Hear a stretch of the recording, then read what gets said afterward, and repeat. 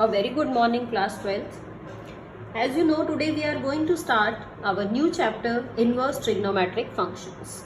बेटा trigonometric functions chapter आपने 11th class में भी पढ़ा है. Now we are going to start inverse trigonometric functions. यानी हम trigonometry और inverse functions को combine करना चाहते हैं इस chapter में जो हम study करने वाले हैं. तो सबसे पहले हम बात करते हैं बेटा inverse function क्या है. आपने पढ़ा है कि इनवर्स ऑफ अ फंक्शन आप कैसे निकाल सकते हैं और क्या इसकी नोटेशन है. तो सबसे पहले तो नोटेशन ही देख लेते हैं बेटा. Inverse of a function is denoted by, अगर f फंक्शन है तो ये होगा f इनवर्स. ऑल्सो आपने क्या पढ़ा था, a function is said to be invertible if it is 1 1 and on 2. यानी एक फंक्शन अगर 1 1 भी है और on 2 भी है तभी हम उस फंक्शन को क्या कह सकते हैं, इन्वर्टिबल फंक्शन कह सकते हैं. यानी तभी उस फंक्शन का इनवर्स एग्जिस्ट करेगा. किस तरह से डिफाइन कर सकते हैं हम इसको, that f is a function from x to y. अगर f आपका एक फंक्शन है x to y such that f of x is equal to y.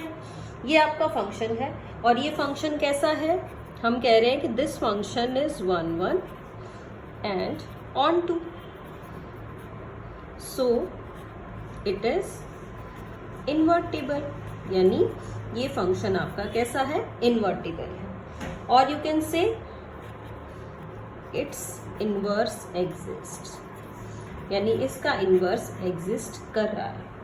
तो आप क्या करेंगे, आप लिखेंगे एक फंक्शन f इनवर्स, यानी f इनवर्स क्या होगा, f इनवर्स जो आपका x था वो अब आपका y बन जाएगा. यानी f इनवर्स जो फंक्शन होगा वो होगा y to x, such that किस तरह से लिखेंगे अब आप, that f inverse y is equal to x.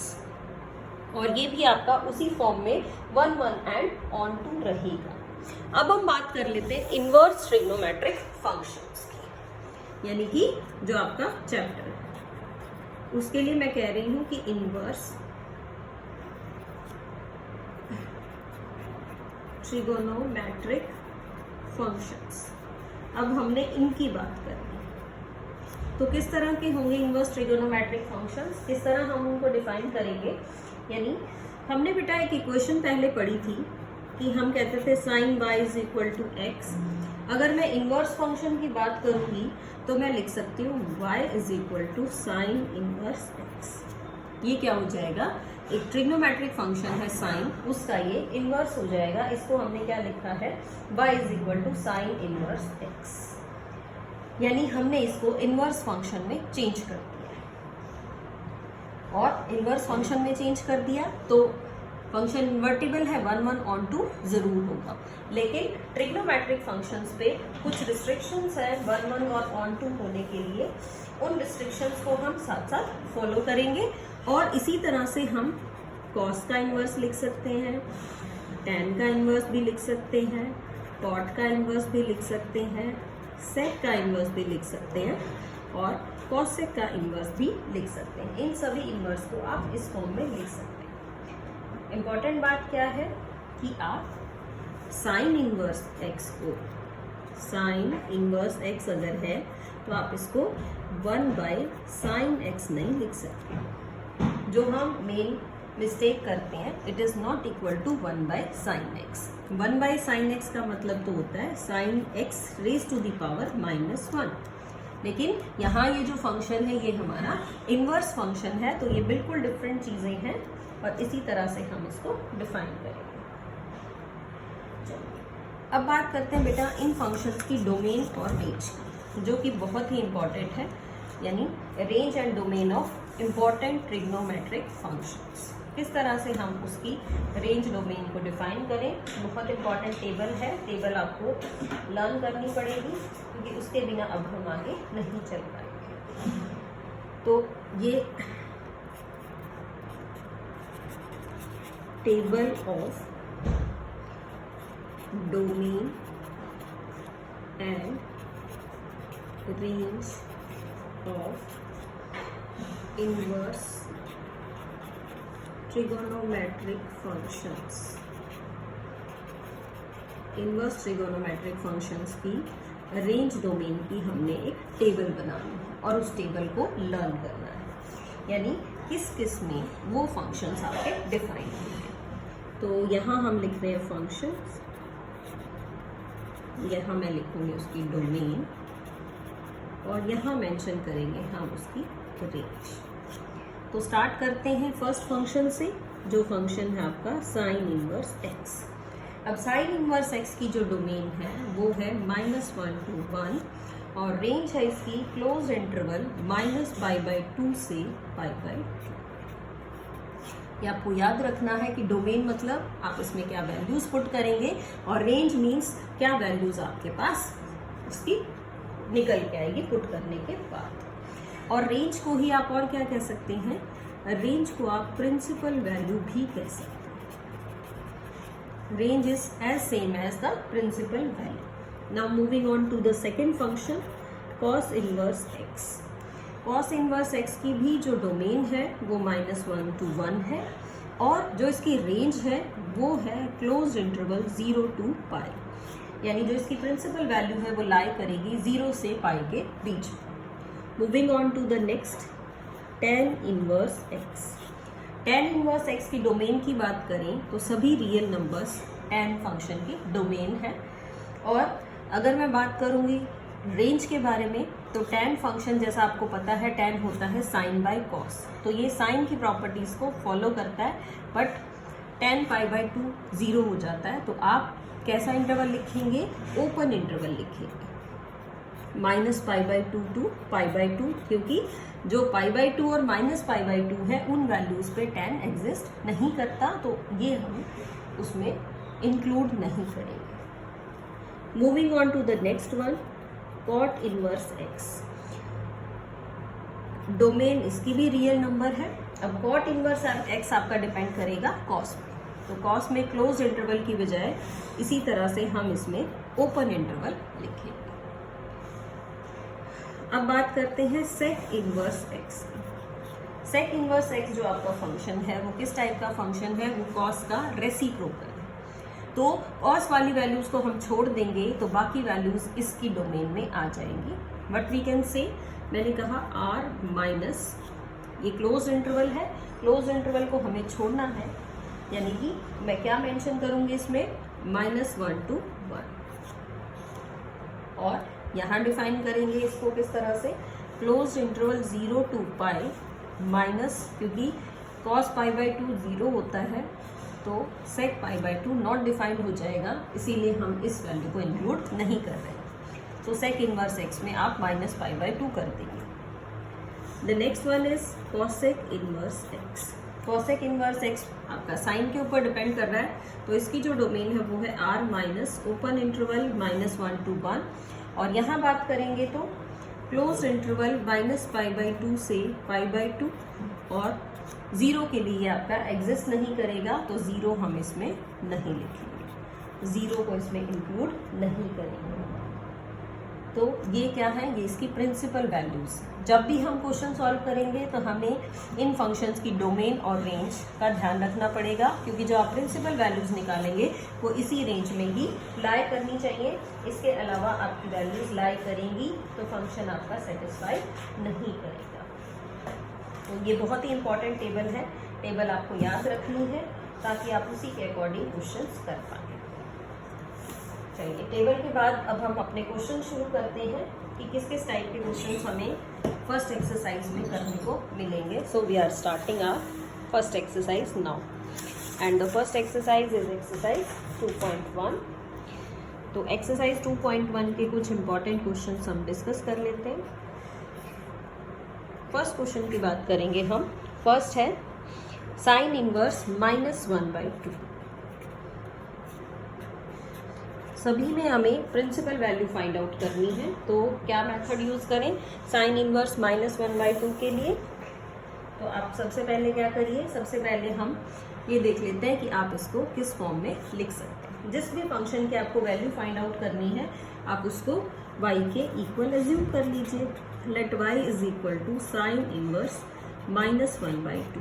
आप चाहें तो शिफ्ट कर सकते हैं इसको, ये बन जाएगा sine y। Sine y is -1/2। अब आप देखिए 1/2 वैल्यू साइन में कहाँ पे होती है। साइन में -1/2 वैल्यू π/6 यानी 30 डिग्री पे होती है, लेकिन अभी आप इसको कंपेयर नहीं कर सकते because of this negative sign.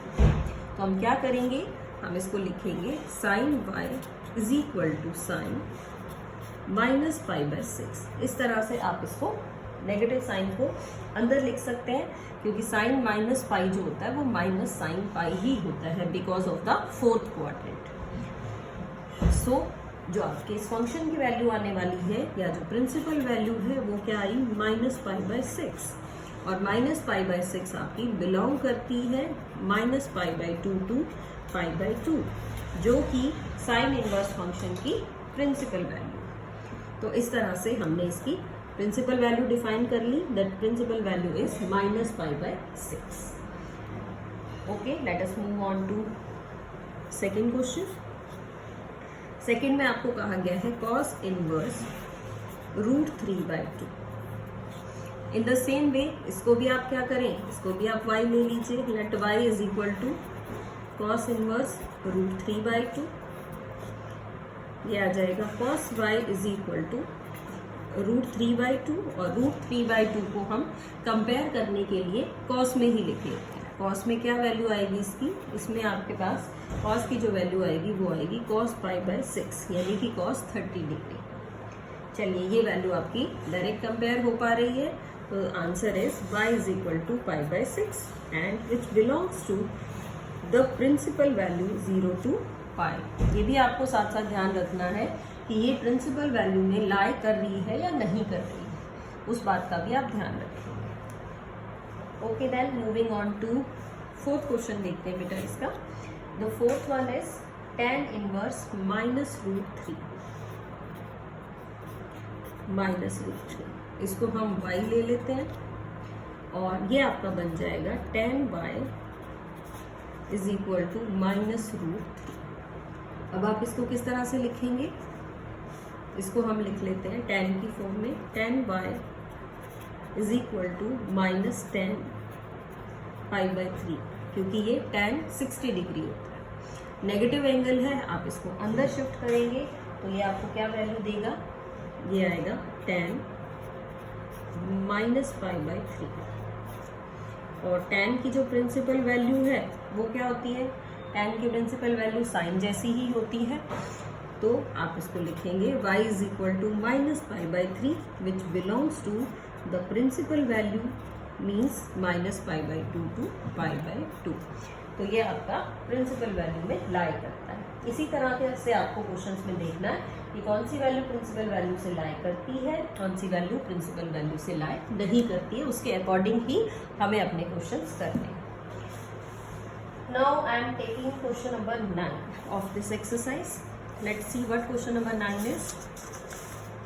देखिए बेटा 9th क्वेश्चन थोड़ा सा डिफरेंट है, इसीलिए मैंने 9th चूज किया है। The question is cos inverse -1/√2। cos inverse -1/√2। तो फर्स्ट स्टेप तो आपका क्या रहेगा, हम इसको लिख लेते हैं cos y is equal to -1/√2। फिर हमने क्या किया, 1/√2 है, cos में देखते हैं, ये वैल्यू आएगी cos π/4 यानी 45 डिग्री। अब नेगेटिव एंगल को अंदर ले जाना चाह रहे हैं हम, तो किस तरह से लिखें इसको हम।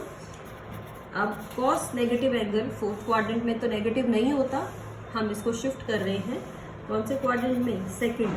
मैंने इसको लिखा cos π - π/4। मैंने इसको सेकंड क्वाड्रेंट में शिफ्ट किया है। देखिए एक बार देख भी लीजिए वैल्यू ठीक है या नहीं। सेकेंड क्वाड्रेंट में पाई पे टी रेशियो चेंज नहीं होती, तो कॉस आपका कॉस में ही रह जाएगा। But in the second quadrant cos is negative, so the value is also negative. अब कंपेयर कर लेते हैं, यानी y is equal to pi minus pi by 4।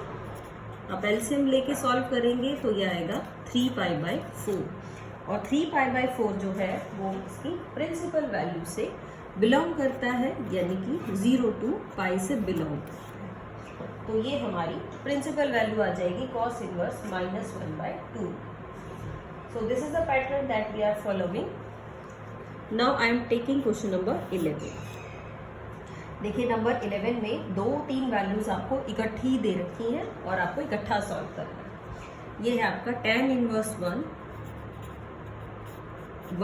Plus cos inverse -1/2 plus sin inverse -1/2। अब सभी को अलग अलग सॉल्व करेंगे उनकी प्रिंसिपल वैल्यूज के अकॉर्डिंग और कंबाइन करके उसका आंसर फाइंड आउट करेंगे। देखिए tan इनवर्स को लिख सकते हैं आप, 1 को tan की फॉर्म में लिखिए, tan pi by 4। Next is cos inverse, इसको लिखिए आप माइनस cos पाई बाई 3 यानी cos 60 plus sine inverse minus sine 30 होता है ये, यानी साइन पाई बाई 6। तो एक बार तो हमने इसकी टेबल वैल्यू लिख ली। फिर देखिए क्या करेंगे, tan inverse tan pi by 4। The next one is cos inverse, इसको हम शिफ्ट करेंगे cos, जैसे हमने अभी किया था, इसको लिख लेते हैं पाई माइनस पाई बाई 3। और साइन आपको पता है फोर्थ क्वाड्रेंट में नेगेटिव है, तो ये आपका एंगल सीधा ही नेगेटिव हो जाएगा ताकि इसकी प्रिंसिपल वैल्यू में ये लाई कर सके। Okay then this value is pi by 4 and this value is pi minus pi by 3 plus यहां से वैल्यू आपकी आएगी माइनस पाई बाई 6। इन सभी वैल्यूज को अब आपने क्या करना है, इन सभी वैल्यूज को अब हमने सॉल्व करना है। देखिए क्या आएगा, ये पाई बाई 4 प्लस इसको लिखेंगे 2 पाई by 3 minus pi by 6। LCM ले लेते हैं, एलसीएम हमारे पास आएगा 12 is the LCM. Now this is 4 3 ज़ा तो 3 पाई, 3 4 ज़ा 4 आया, 4 2 ज़ा 8 माइनस 6 2 ज़ा 12, 2 आ गया तो ये आएगा 2 पाई, यानी 11 पाई माइनस 2 पाई अपॉन 12। आप सॉल्व करेंगे तो ये वैल्यू आएगी 9 पाई बाई 12। यानी हमने क्या किया, सभी मिक्स ट्रिग्नोमेट्रिक फंक्शंस की भी वैल्यू फाइंड आउट करी है ताकि आप कंबाइंड आंसर दे सकें। Moving on to the next, now I am taking the last question of this exercise, the question number 14। देखते हैं 14 में बेटा प्रिंसिपल वैल्यू भी फाइंड आउट करनी है। 14 क्वेश्चन में भी ये है tan inverse √3 minus sec inverse -2। देखिए tan इनवर्स में √3 देखते हैं हम, tan में वैल्यू √3 की होती है tan 60 और tan pi by 3 minus sec inverse, इसको भी हम सेक में ही देखना चाहते हैं, माइनस सेक 1/2 जो वैल्यू है वो सेक में हमारे पास वैल्यू आएगी पाई बाई 3 के। Pi by 3 mean 60 degree. Next step पे मूव ऑन करेंगे तो इसको लिखेंगे tan inverse tan pi by 3 minus sec inverse sec. अब ये भी वही बात है, फोर्थ क्वाड्रेंट का एंगल है तो नेगेटिव कब होगा, फोर्थ में तो नेगेटिव नहीं होगा, हम इसको सेकंड क्वाड्रेंट में मूव करेंगे, पाई में से माइनस करके लिखेंगे। तो अब ये वैल्यू आएगी आपके पास tan inverse tan pi by 3 minus sec inverse sec, subtract करेंगे तो 2 पाई बाई 3। ये वैल्यू आपकी आ गई है पाई बाई 3 और ये वैल्यू आपकी आएगी 2 पाई बाई 3। आप इसको एलसीएम लेंगे 3 तो ये आ जाएगा पाई माइनस 2 पाई, सब्ट्रैक्ट करेंगे तो वैल्यू आपकी आएगी माइनस पाई बाई 3। ये जो माइनस पाई बाई 3 है ये आपकी प्रिंसिपल वैल्यू आ जाएगी। एमसीक्यू बेस्ड क्वेश्चन है तो आप अपने एमसीक्यू का आंसर चेक कर सकते हैं। सो स्टूडेंट्स, इसी के साथ इनवर्स ट्रिग्नोमेट्रिक फंक्शंस की जो आपकी फर्स्ट एक्सरसाइज है वो कंप्लीट हो गई है। आप रिवाइज करिए।